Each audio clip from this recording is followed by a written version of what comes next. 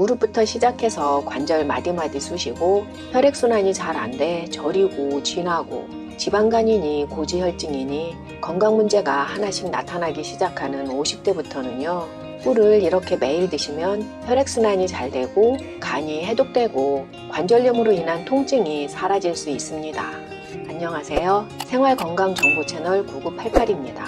꿀은 많은 건강상 이점을 제공하는 플라보노이드, 아스코르부산 등을 포함한 항산화 성분이 많아서 동서양을 막론하고 수백 년 동안 전통의학에서 약재로 사용되어 왔습니다. 집에 꿀 한 통 없으신 분 아마도 안 계실 것 같은데요. 묵혀두지 마시고 이렇게 드시면 뇌 건강, 혈관 건강에 좋으면서 간 해독도 되고 관절염 통증도 사라집니다. 오늘은 꿀과 함께 만들어 보약이 된 음식과 만드는 방법 알아보겠습니다.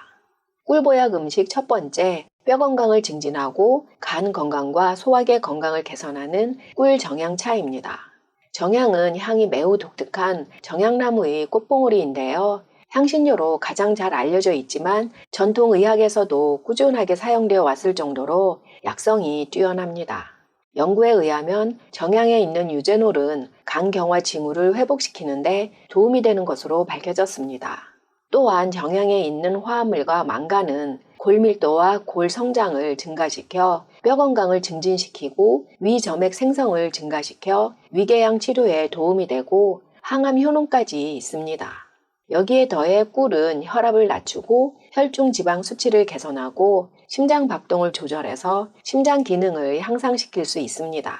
정향은 꿀과 함께 차로 만들어 드시면 매일 먹기 수월한데요. 꿀 정향차 만드는 방법은 간단합니다. 잘 씻은 정향 5개를 물 400ml에 넣고 밤새 담가 놓습니다. 정향물에 마늘 3쪽을 잘게 썰어 넣고 끓입니다. 마늘을 넣으면 마늘 효능도 같이 취하면서 독특한 정향 특유의 향도 부드러워집니다. 물이 끓으면 불을 약불로 줄여 10분간 더 끓인 후 정향과 마늘을 걸러낸 다음 꿀 1테이블스푼을 넣어 마시면 되는데요. 꿀 양은 기호에 따라 조절하셔도 됩니다. 그런데 아쉽게도 꿀은 설탕과 비슷해서 혈당을 올릴 수 있습니다. 꿀 혈당 지수는 58로 설탕 60과 비교해 볼 때 설탕과 별 차이가 없어서 혈당 조절이 필요하신 분들은 주의가 필요한데요. 당뇨병이 있는 경우 꿀을 섭취하면 혈당 스파이크가 올 수 있다고 전문가들은 말합니다. 다행히도 정향은 혈당을 조절하는 데 도움이 되는데요. 연구에 따르면 정향에 있는 니제리신 화합물은 혈액에서 세포로 당 흡수를 증가시키고 인슐린 분비를 증가시키고 인슐린을 생성하는 세포의 기능을 향상시켜 건강한 혈당 수치를 유지하는 데 도움이 될 수 있습니다. 그래서 꿀을 정향과 같이 섭취를 하면 혈당 스파이크 예방에 도움이 될 수 있습니다. 꿀 정향차는 아침 식사 전에 드시면 더 좋지만 혈당 조절이 필요하신 분은 꼭 담당 의사와 꼭 상담 후 드셔야 합니다. 정향은 약성이 강한 대신 많이 먹으면 계피처럼 독성을 유발할 수 있습니다. 한 번에 많이 먹는 것보다 조금씩 꾸준하게 섭취하는 것이 건강에 이롭습니다. 꿀보약 음식 두 번째, 혈관 건강과 암 예방에 좋은 꿀 양파 시럽입니다.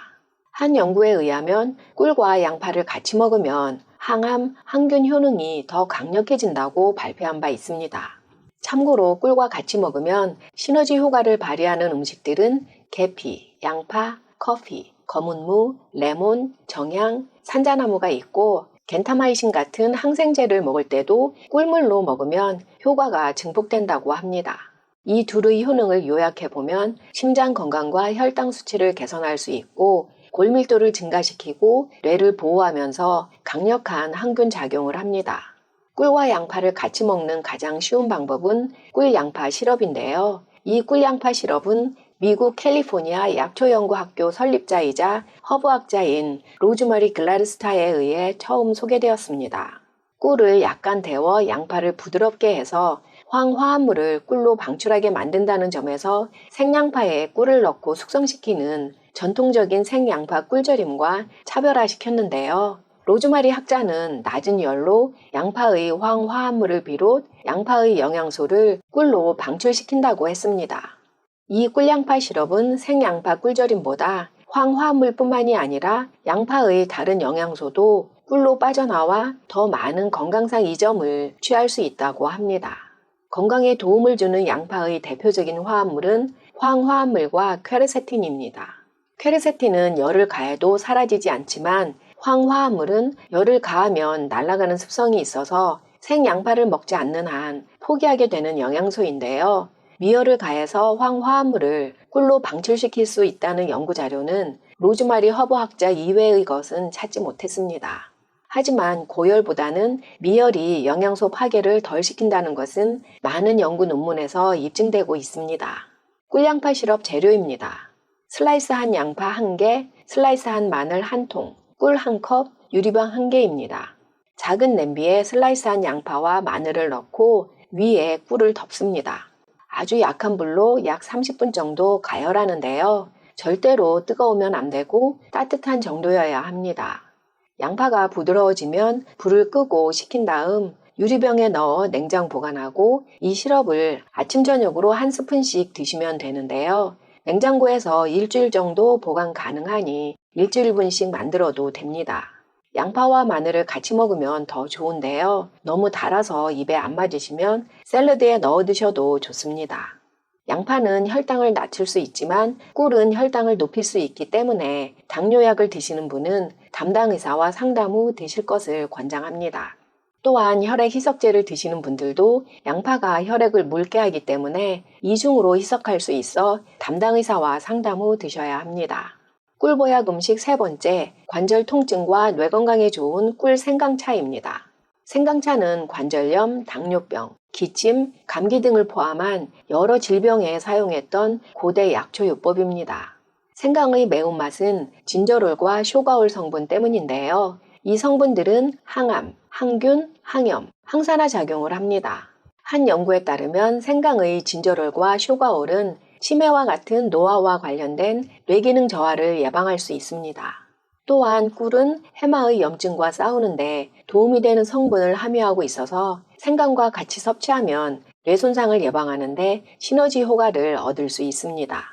그런데요, 생강은 진저롤이 풍부하면서 성질이 온화하지만 생강을 말리면 진저롤이 줄면서 쇼가올이 늘어나고 뜨거운 성질로 변합니다. 항균 작용에 있어서는 생강은 호흡기 관련 항균 활성을 보였지만 말린 생강은 혈액 관련 항균 효능을 보였습니다. 한방에서는 말린 생강을 건강이라고 하는데요. 이렇듯 생강과 건강의 효능은 약간씩 다르기 때문에 생강차를 만드실 때는 생강과 건강을 같이 사용하는 것이 건강에 더 이롭습니다.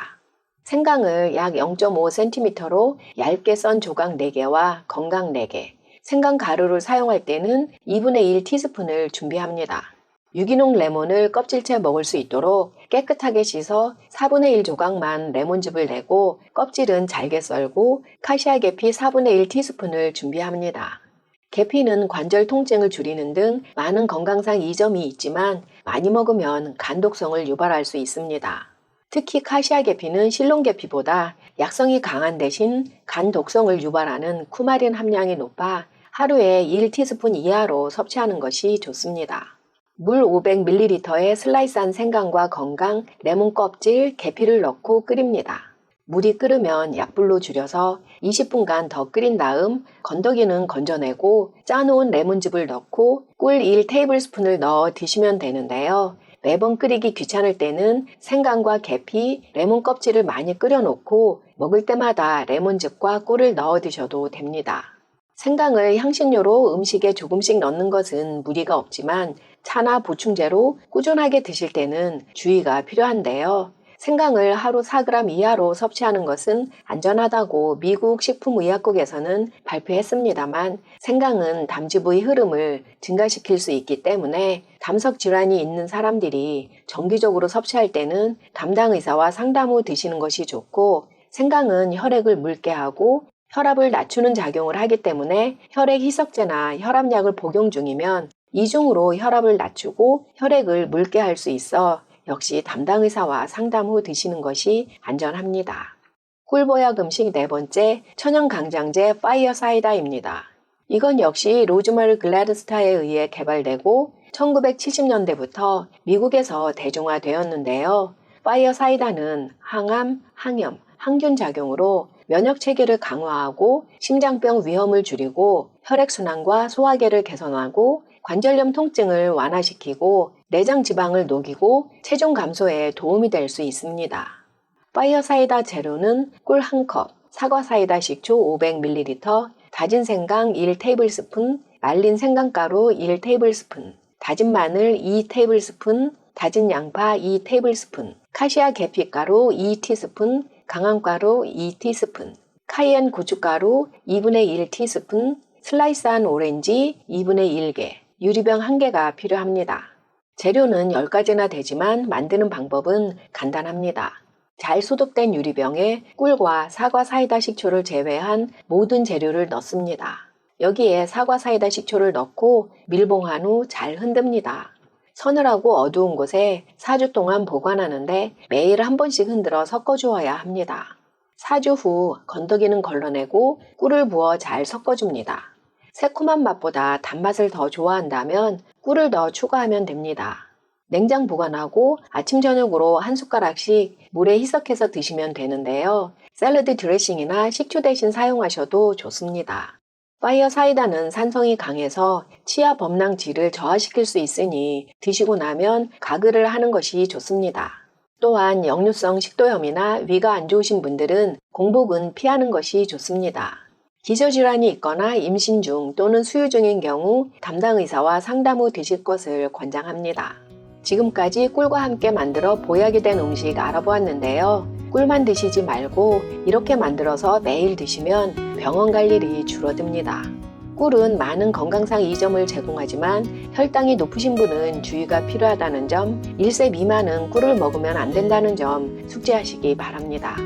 영상이 도움이 되셨다면 가까운 지인과 공유해주세요. 좋아요, 구독, 알림 설정 부탁드립니다. 99까지 팔팔한 중년 9988이었습니다. 더 유용한 영상으로 다시 뵙겠습니다. 끝까지 시청해주셔서 감사합니다. 건강하고 행복하세요.